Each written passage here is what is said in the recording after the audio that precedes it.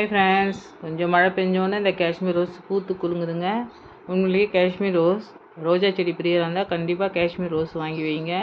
நிறைய பூக்கள் தொடர்ந்து கொடுத்துட்டே இருக்கும். ஒரு செடியிலேயே நம்ம 10 பூக்கு மேலே அறுவடை பண்ணலாம். இங்கே காஷ்மீர் ரோஸ் 2 செடி இருக்குங்க.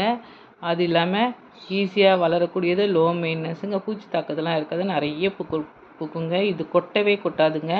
நீங்கள் 4 நாள் கூட வச்சு இருந்தாலும் செடியில் கொட்டாது, ரொம்ப அழகாக பூக்கும்.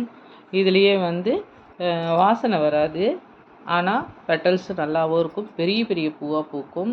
எவ்வளோ பூக்கள் பூத்துருக்கு பாருங்கள்.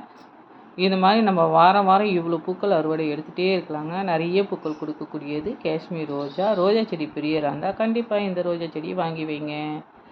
நம்ம ஈஸியாக வளர்க்கலாம், லோ மெயின்டெனன்ஸில். ஆனால் வாரம் வாரம் ஒரு 10 நாளைக்கு ஒரு தடவை எதனா ஒரு அடி உரம் கொடுங்க. உரங்கள் நிறைய இருக்குது, எந்த ஒரு வேணாலும் கொடுக்கலாம்.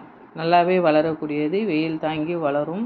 மழை காலம்லாம் இன்னும் நல்லாவே பூக்கும். இப்பயே இவ்வளோ பூக்கள் பூக்குது பாருங்கள். இன்னும் மழை காலம் வந்தோடனே நல்லாவே பூத்து குலுங்குங்க இந்த காஷ்மீர் ரோஜா.